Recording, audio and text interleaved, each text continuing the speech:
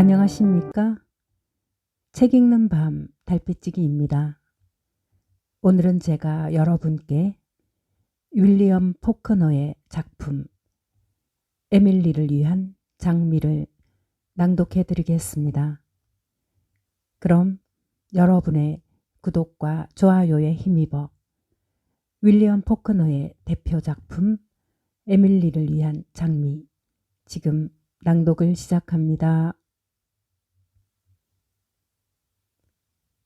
에밀리 그리슨 양이 죽었을 때 우리 마을 사람들은 모두 그녀의 장례식을 보러 갔다. 남자들은 무너진 기념비에 대한 일종의 경의에 찬 감정에 써였고, 여자들은 대부분 그녀의 집안을 한번 구경하고 싶은 호기심에 써였다. 적어도 10년 동안 정원사와 요리사 노릇을 겸한 늙은 노인을 제외하고 그 집안에 들어가 본 사람은 거의 없었다.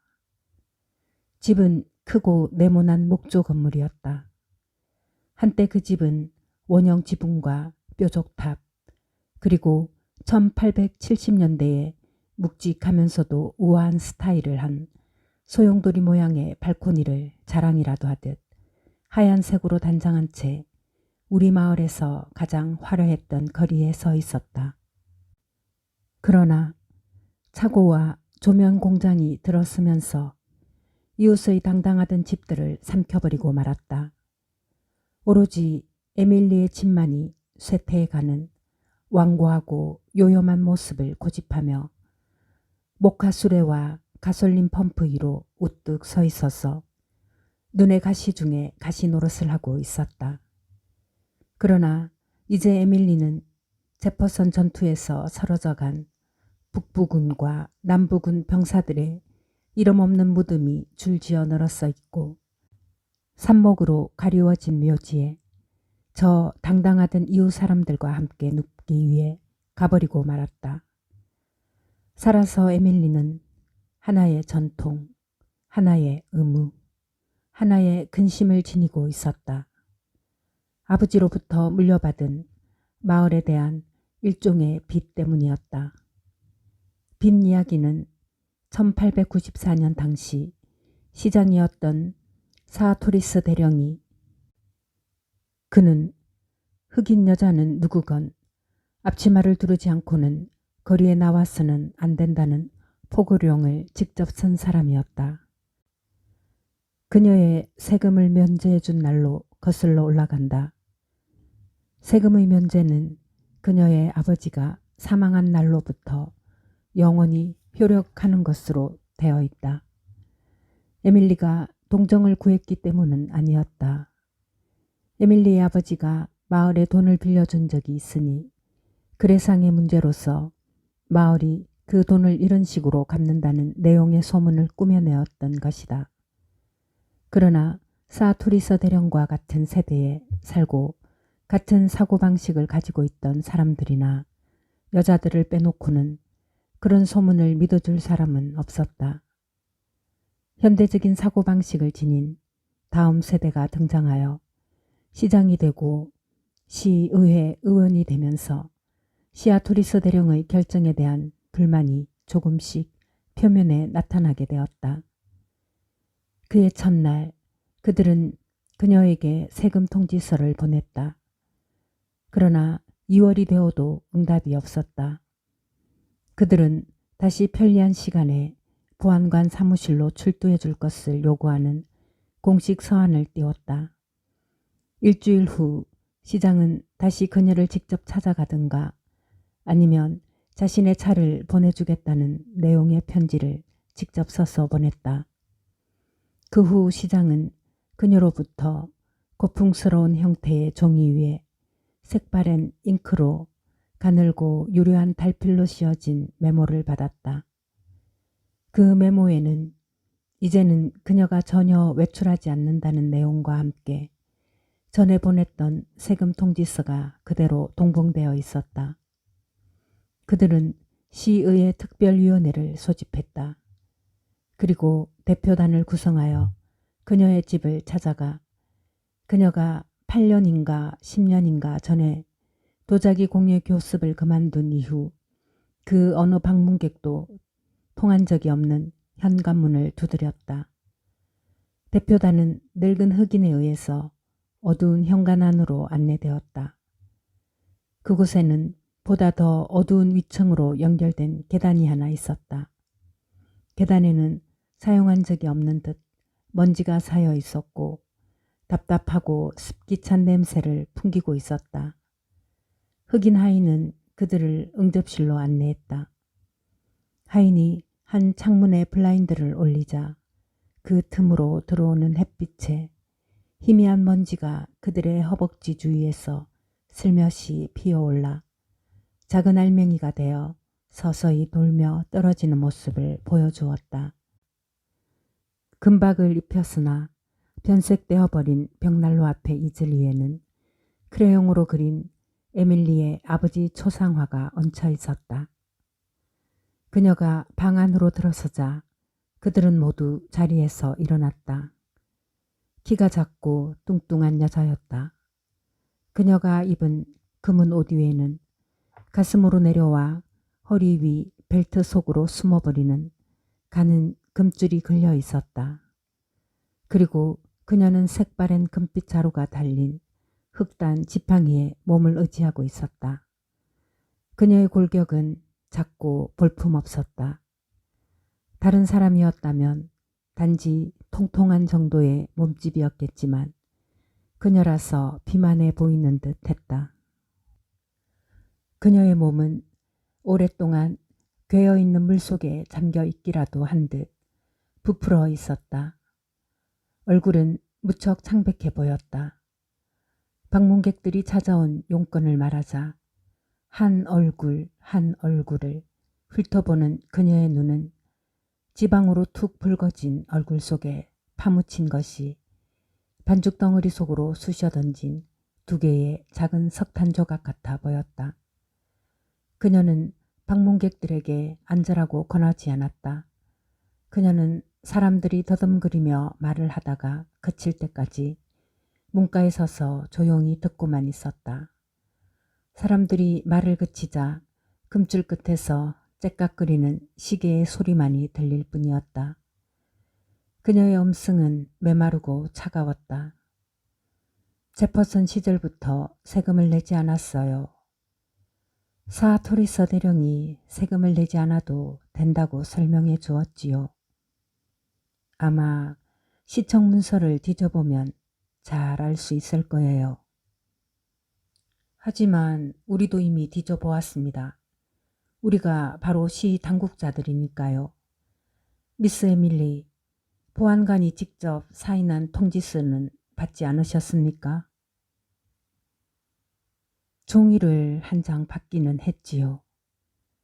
에밀리 양이 대답했다. 아마 그는 자신이 보안관이라고 생각하는 모양이군요. 여하튼 나는 제퍼슨 시절부터 세금을 낼 필요가 없었어요. 하지만 그것을 증명할 만한 기록이 전혀 없습니다. 아시겠습니까? 우리는 언제나 시아토리스 대령을 만나서 물어보세요.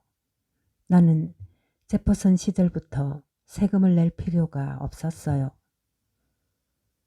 하지만 미스 에밀리, 사토리스 대령을 만나보시란 말이에요. 사토리스 대령은 거의 10년 전에 죽고 없는 사람이었다. 나는 세금을 낼 필요가 없단 말이에요. 토브? 흑인 하인이 나타났다. 이 어른들을 밖으로 모셔요.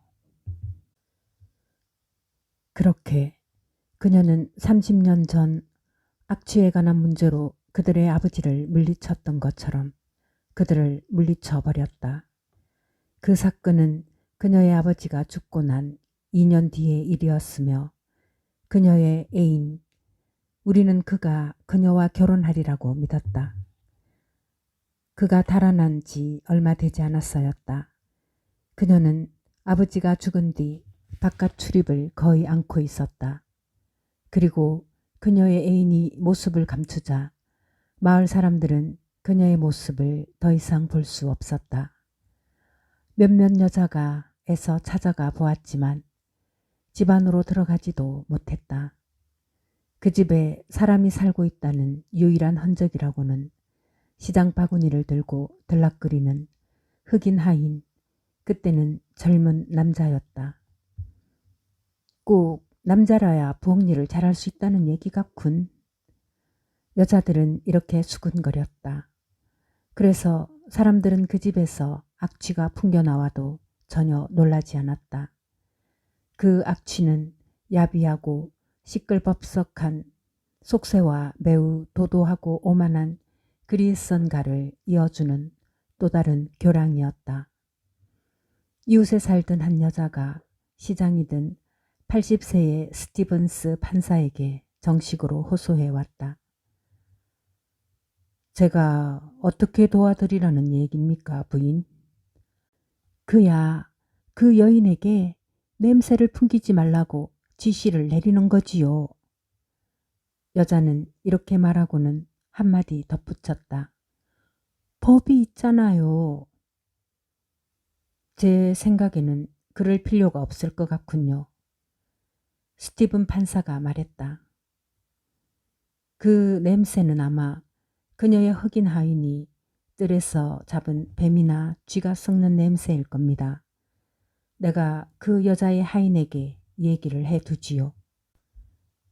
다음 날 시장인 스티븐 판사는 또다시 두 건의 호소를 받았다. 하나는 다른 사람들의 주장을 듣고 찾아온 한 남자의 호소였다. 우린 정말 어떤 조처를 내려야 합니다. 판사님, 저는 미스 에밀리를 괴롭히고 싶은 마음은 전혀 없지만 이제 어떤 수를 쓰지 않을 수 없다고 생각합니다.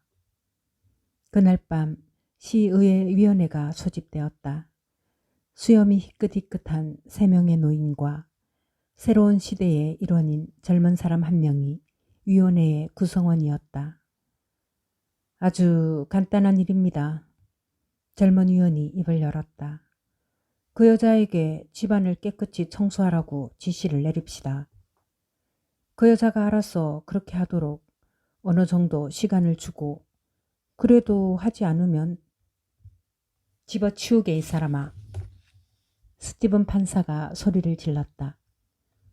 자네는 불쾌한 냄새가 난다고 면전에다 대고 어느 여자에게 욕을 할 셈인가? 다음 날 밤 12시가 넘은 시각에 4명의 사나이가 강도처럼 에밀리의 집 잔디밭을 살금살금 걸으며 벽돌벽 기부 근처와 지하실 창문에 코를 들이대고 냄새가 어디서 나오나 찾게 되었다.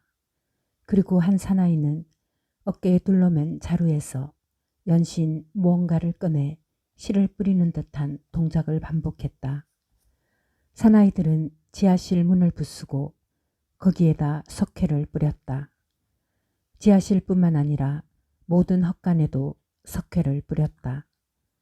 사나이들이 다시 잔디밭을 나오려 할 때 어둡던 창문 하나에 불이 켜졌다.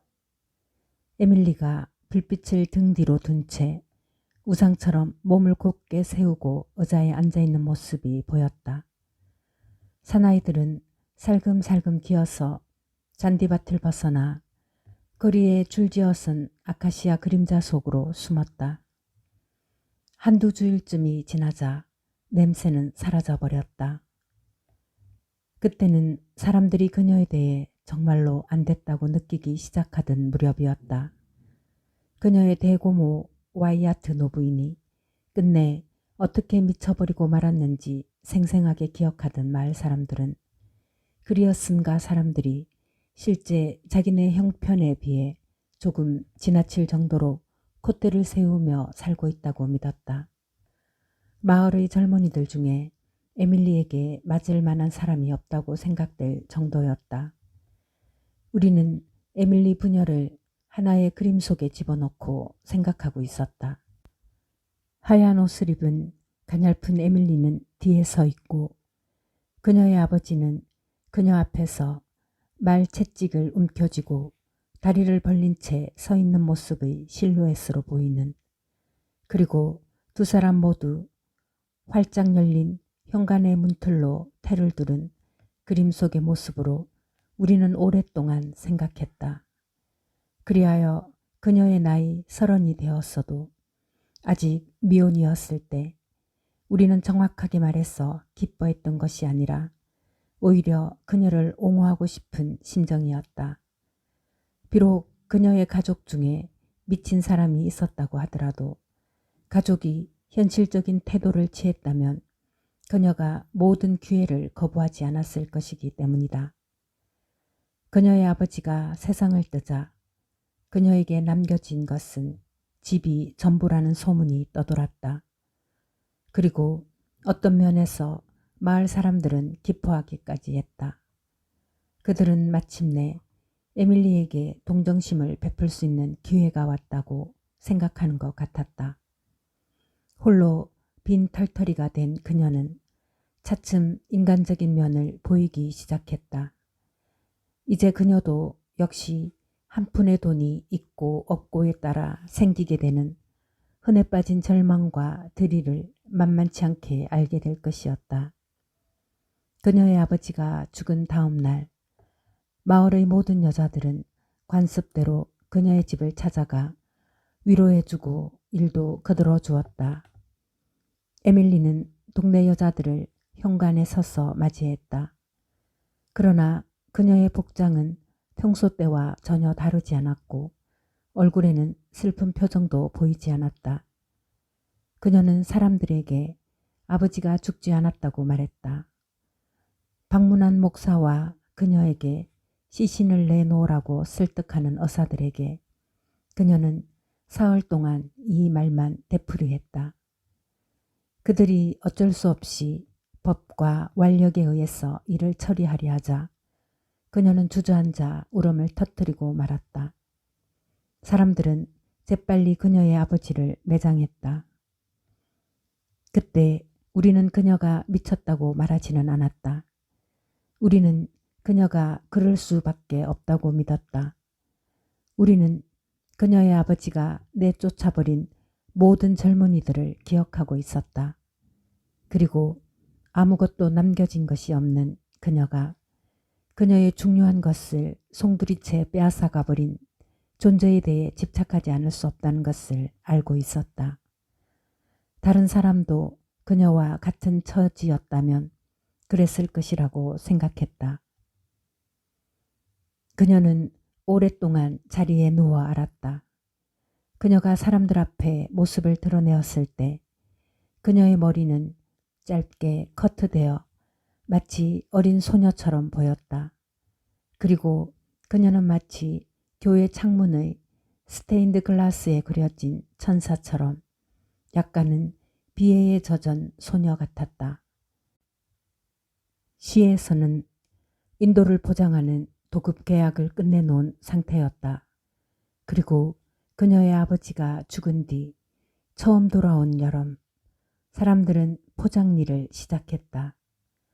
건설회사의 흑인 노무자들, 노새, 그리고 장비가 마을로 들어왔다. 그 일행 속에는 호모 베런이라는 이름의 십장이 끼어 있었다. 북부 양키였다. 그는 크고 검은 몸집을 지닌 행동이 민첩한 사람이었다. 목소리도 상당히 컸고 눈은 그의 얼굴보다 더 밝은 빛을 발하고 있었다. 어린아이들은 그의 뒤를 졸졸 따라다니며 그가 흑인 노무자들에게 욕설을 퍼붓는 소리를 듣고 흑인 노무자들이 곡괭이를 쳐들었다가 내려치면서 박자에 맞추어 노래 부르는 소리를 듣기도 했다. 얼마 지나지 않아 그는 마을 사람들을 모두 알게 되었다. 작업장 주위에 어느 곳에서든지 사람들이 모여 떠들며 웃는 소리가 들릴 때면 호모베로는 항상 그 사람들 한가운데에 있었다. 그리고 우리는 곧 마차 대여소에서 나온 한 쌍의 젓갈색 마리끄는 노란 바퀴의 사륜마차에 탄 호모베런과 에밀리의 모습을 일요일 오후에 보게 되었다. 처음에 우리는 에밀리가 관심을 갖기 시작한 일이 있다는 것을 보고 내심 기뻐했다. 여자들은 모두 이렇게 말했다. 틀림없이 그리어슨가의 여자가 날품파리 북부인을 심각하게 생각하지는 않을 거야. 그러나 나이 든 사람들 중에 달리 말하는 여자도 있었다. 그들은 아무리 슬픈 일이 있더라도 숙녀라면 노블레스 오블리지를 망각해서는 안 된다고 말했다. 물론 그들이 직접 노블레스 오블리지를 말을 한 것은 아니었다. 그들은 단지 이렇게 말했다. 불쌍한 에밀리, 그녀의 친척들이 자주 찾아와 봐야 하는데. 그녀는 엘라베마에 친척을 두고 있었지만 수년 전 그녀의 아버지가 머리가 돌아버린 와이아트 노부인의 토지를 놓고 그들과 다투는 바람에 두 집안의 연락이 끊어지고 말았다. 그들은 장례식에도 사람을 보내지 않았다. 나이든 여자들이 불쌍한 에밀리라고 부르자 여자들은 서로 수군거렸다. 정말 그럴 거라고 생각해요? 그들은 서로 이렇게 물었다. 물론이지. 그 밖에 무슨. 이것은 그들이 손을 쓸 수 없는 일이었다.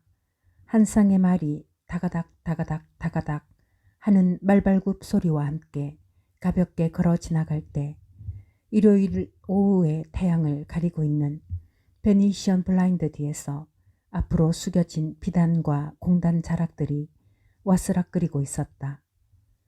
불쌍한 에밀리. 그녀는 머리를 꽤나 높이 쳐들고 다녔다. 우리가 보기에는 그녀가 풀이 죽어 있을 때에도 마찬가지였다. 그녀는 그 어느 때보다도 사람들로부터 그녀가 그리어슨가의 마지막 여자로서 위엄을 갖추고 있음을 인정받고 싶어하는 것처럼 보였다. 마치 그녀의 무감각을 재확인하기 위해서 그러한 세속적인 인정을 필요로 하는 것 같았다.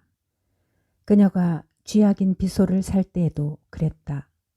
그때는 사람들이 불쌍한 에밀리라고 부르기 시작한 후 1년쯤 지났을 때였다.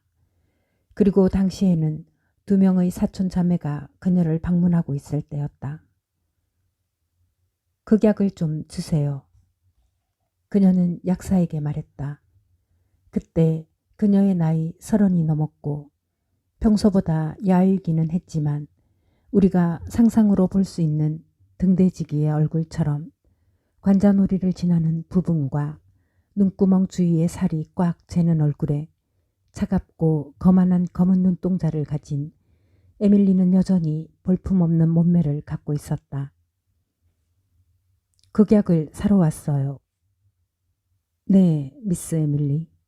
어떤 종류의 극약을 드릴까요? 쥐 잡는 약 같은 거 말인가요? 제가 권하고 싶은 것은 제일 독한 걸로 주세요. 종류는 상관하지 말고요. 약사는 몇 가지 종류의 극약 이름을 말해주었다. 이런 것들이면 코끼리까지도 죽일 수 있지요. 하지만 어떤 걸 원하시는지. 비소. 에밀리는 짤막하게 대답했다. 그게 약효는 좋지요? 약사는 그녀를 내려다보았다. 비소 말인가요? 그럼요, 아가씨. 하지만 아가씨가 비소를 주세요.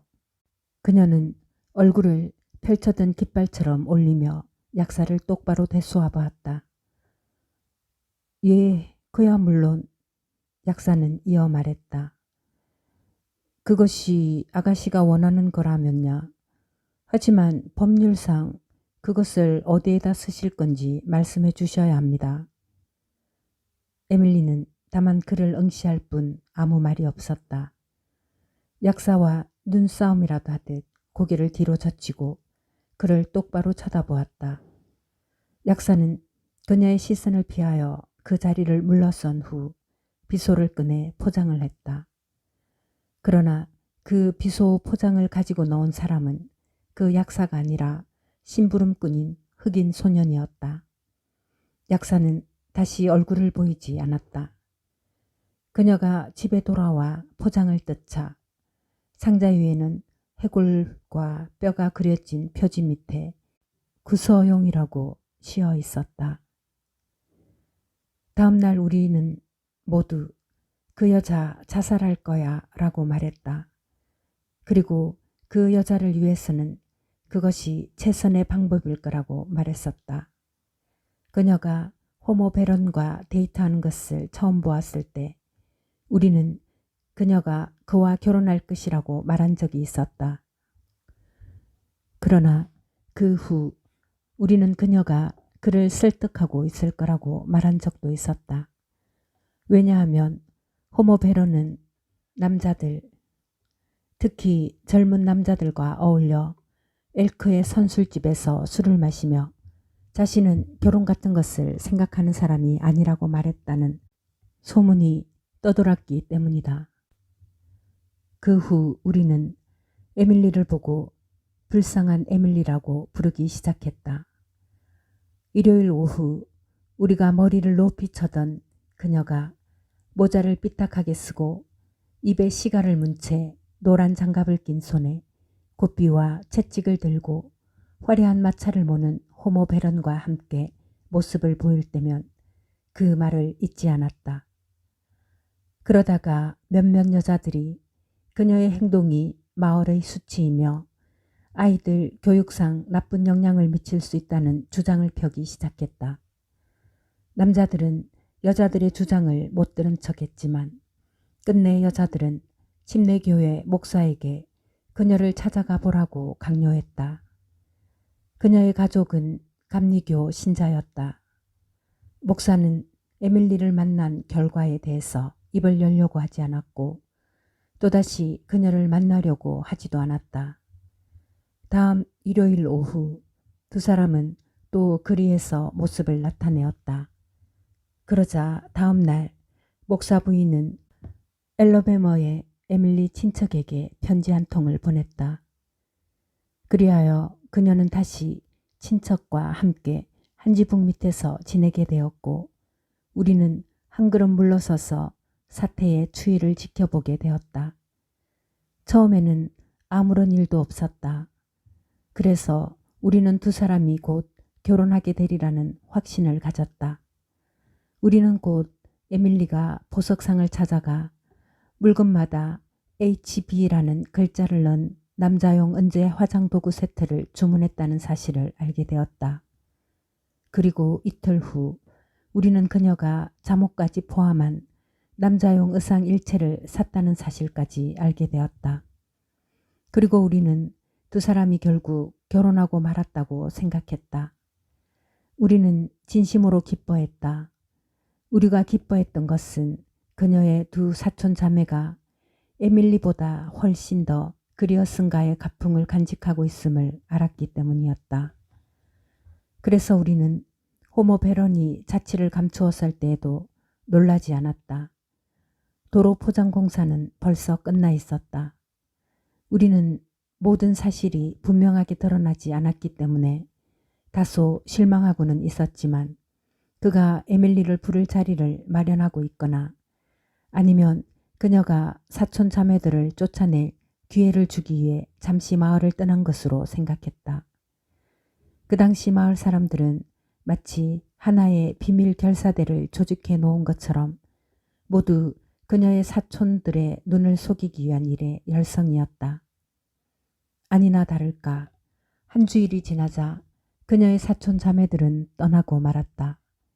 그리고 우리 모두 기대하고 있었던 것처럼 사흘도 안 되어 호모 베른의 모습이 다시 시내에 나타났다.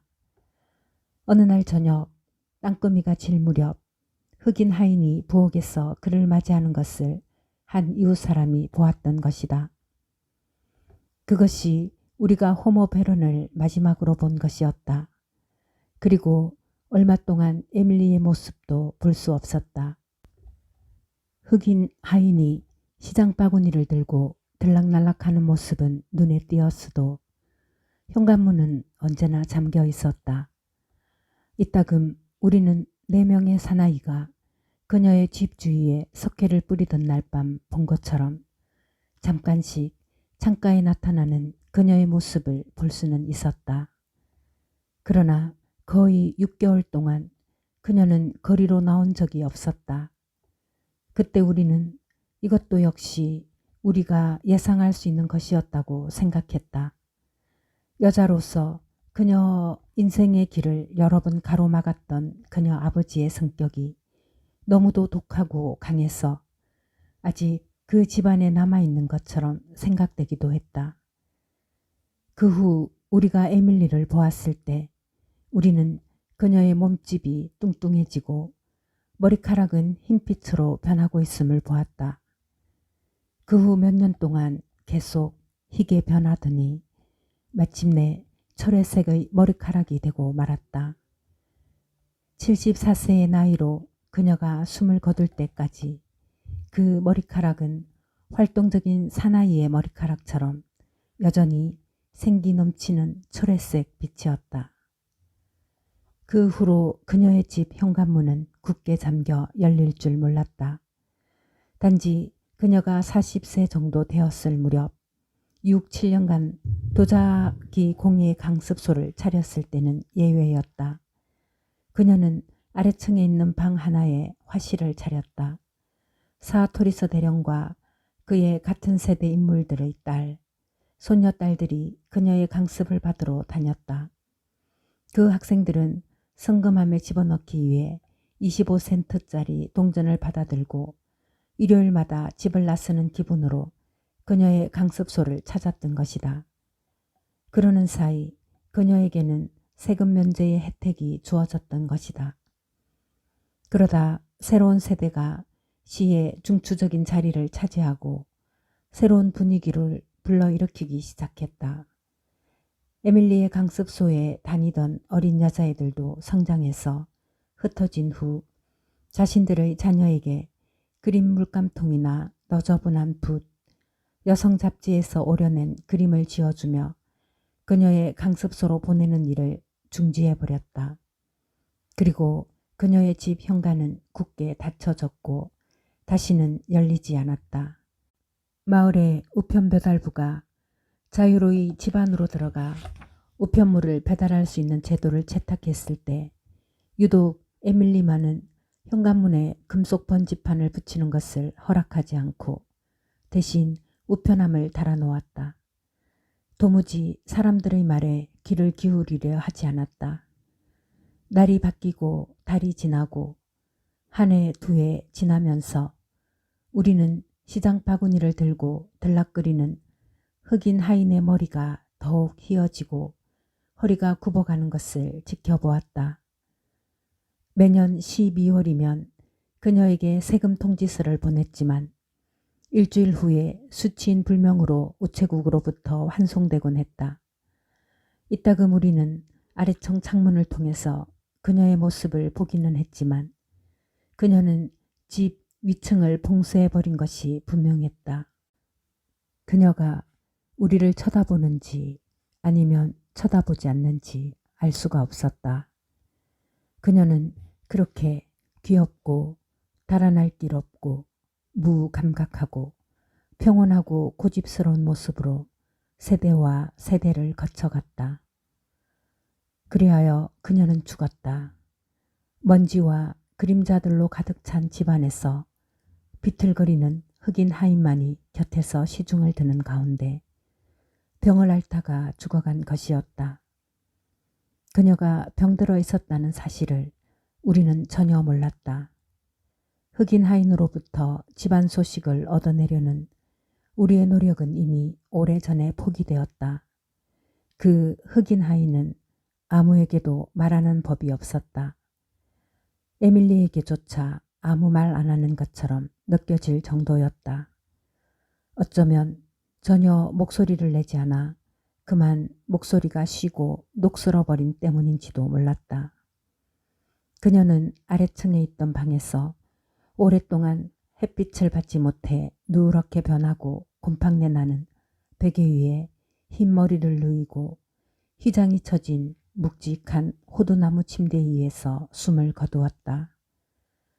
흑인 하인은 여자 조문객들을 현관에서 맞았다. 여자들은 서로 쉬쉬하며 조용하게 말을 하면서 호기심에 찬 눈초리를 재빨리 여기저기 던졌다. 흑인 하인은 여자들을 집 안으로 안내한 뒤 사라져 버렸다. 그는 곧장 집 안으로 걸어 들어가 뒤뜰로 나간 다음 다시는 나타나지 않았다. 그녀의 두 사촌 자매들도 곧 도착했다. 사람들은 이틀째 되던 날 장례식을 치루었다.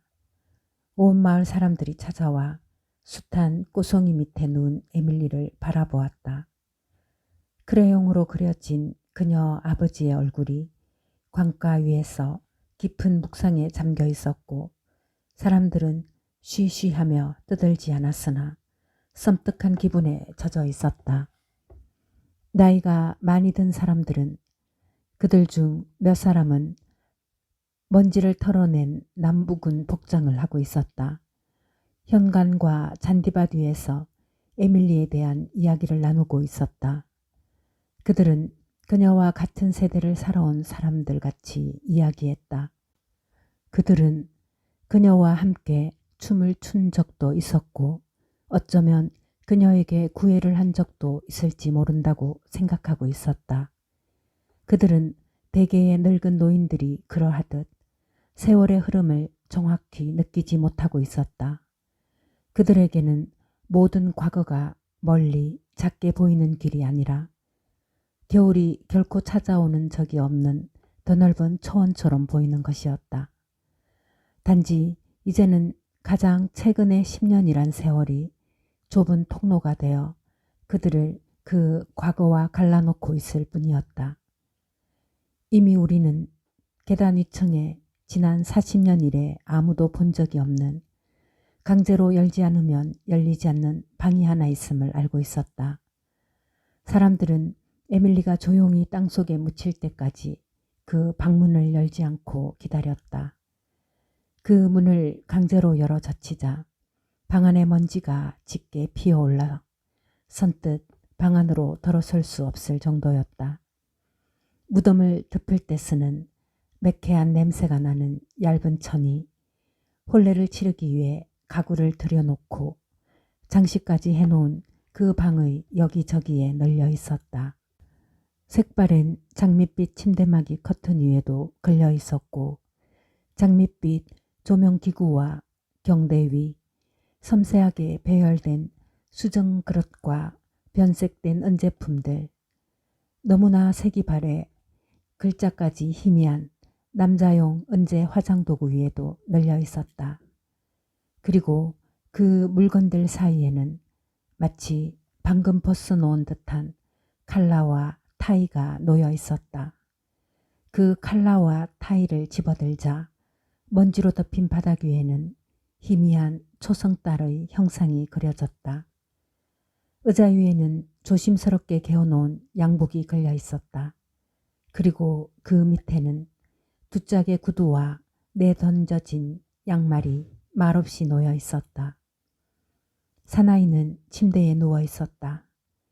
한참 동안 우리는 움직이지 않고 그 자리에 서서 살점이라고는 붙어있지 않은 채 싱긋이 그윽한 웃음을 짓고 있는 얼굴을 내려다 보았다.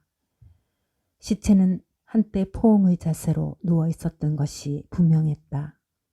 그러나 지금은 사랑보다도 길고 사랑의 잔인한 횡위까지도 극복하고 있는 긴 잠이 자신도 모르는 사랑의 표현을 연출하고 있을 뿐이었다. 남아있는 잠옷 밑에서 썩어버린 그의 육체의 남은 부분이 그가 누워있는 침대로부터 탈출할 기회를 잃고 있었다. 그의 시신과 바로 곁의 벽에는 오랫동안 차분하게 쌓인 먼지로 덮여 있었다. 그리고 우리는 제2의 베개에 움푹 들어간 머리 자국이 있음을 발견했다. 희미한 채 잘 보이지 않는 먼지의 건조하고 매운 냄새로 콧구멍이 막히는 것을 무릅쓰고 한 사람이 그 베개에서 무엇인가를 집어들어 앞으로 몸을 굽혔을 때 우리는 그것이 기다란 초래색 머리카락 한 올임을 알았다.